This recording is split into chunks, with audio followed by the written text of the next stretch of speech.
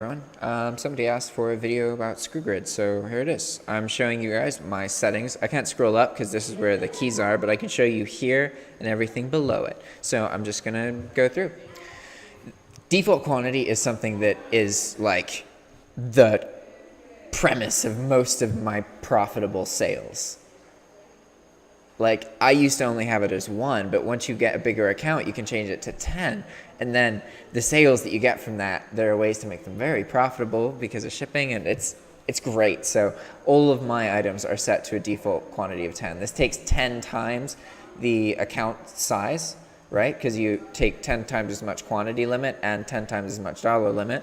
So this can be good if you want to get like a limit increase too, and you want to fill your limits but not pay for more insertion fees, because you only pay insertion per listing, not per quantity. So you could, you know, sell more for less, kind of.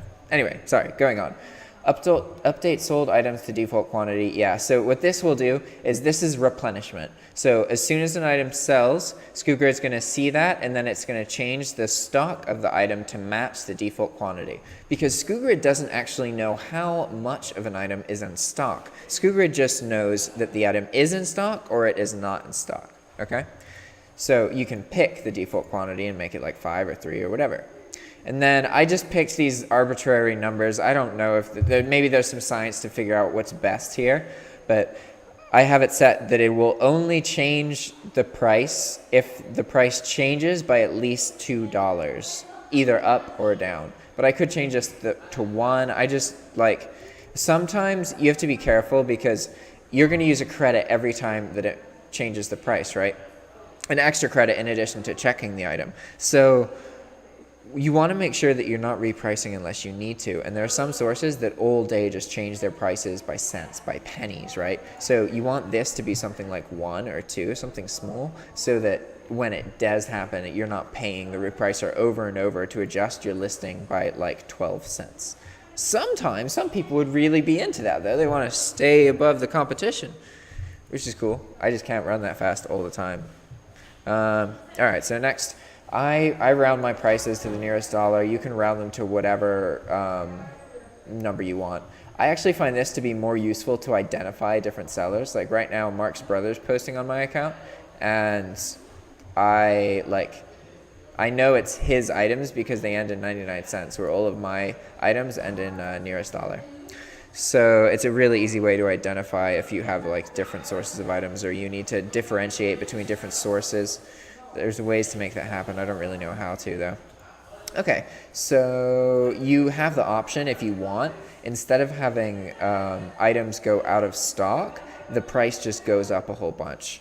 It's going to really screw with your limits unless you have a really, like, you're barely tapping into your limits. In that case, you can do this.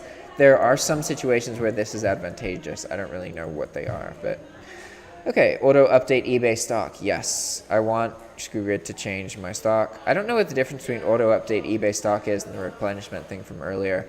Auto relist days and lots. I have no idea what this is, so I don't use it. Auto update eBay price. I do that. Yeah. So now we're going to talk about the price formula. Sorry if I ever come across as impatient when people ask about like this specific part of pricing, because people make it seem like it's a big deal to, I need to show people how simple it is, right? So I don't think much about pricing because I set a pricing rule like months and months ago and never did any, like, it works once you get it work. And okay, anyway. Don't be confused about this whole formula thing. Just click on this wizard view. And the way that I do my margins, if you really want and you want to understand exactly where everything's going, then you can do this, right? And put in how much tax you're paying and all this. What I do is I just use a raw margin that is big enough to accommodate for all that, because then it keeps the math simple and it's easy to do, which is awesome. So I usually use this is an old pricing format. I'll show you what my current pricing format is. I have all this blank, And then my base margin is 40%. But I have a fixed margin. Oh no, sorry, I have a minimum margin of 10. Okay. 10. And, oh, it has to be in dollar. Okay. And I don't accommodate for any of these because that's accommodated for by the minimum margin and this. Obviously, $10 is not much of a markup if it's a $340 item, but if it's a $6 item, that's quite a markup. And here you go.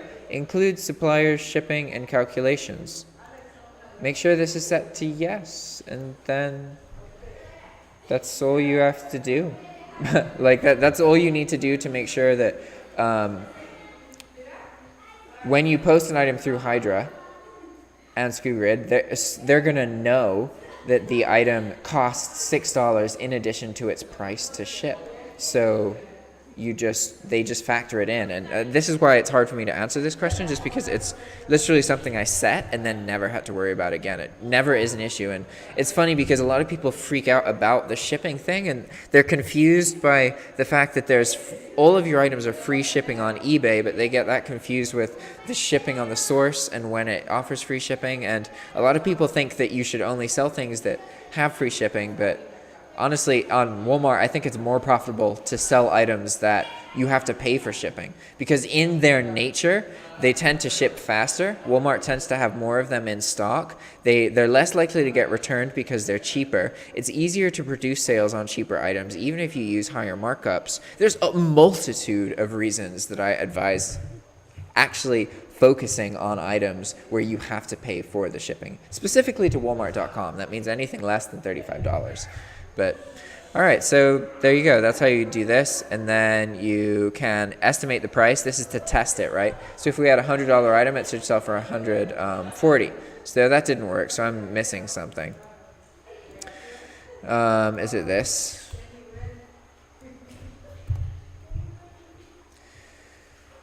Estimate price, 100, 140. There we go. I fixed it. All right. Yeah, I had all the special characters in there, and that was screwing everything up. So when it's $100, it marks it up by 40% because that's a $40 increase. That's more than the $10 minimum. But when it's a $12 item, 40% of that would be like a $4 increase. It's going to make it a $22 item because it's going to always at least mark it up by that much. And that minimum margin is how I've gotten to learn about how to produce profitable, like really profitable sales based on the money that you spend. Because using a minimum margin and still pricing a variety of different items, it makes it interesting because for me, most of my items produce the same amount of profit regardless to whether it's like a $20 item or like a $40 item. They produce a very similar amount of profit. It's the multi-quantity items. Those are the ones that sell for a lot. All right, so I've showed you my SKUGrid settings, but not all of them. Okay, so I don't know what buy box is, but the only other thing would be to show you guys how, okay, so when I make that template, then it just gets saved in here and you can just copy this and then you can copy and paste that into a Hydra lister as well. So, all right, this was just supposed to be a quick video. I know you just asked this question, so I just wanted to get this out. I'm going to post this ahead of my scheduled videos just because it was short and specific to the point, right? Well, kind of. The SKUGrid settings. I showed you my SKUGrid settings. All right, guys. Ciao.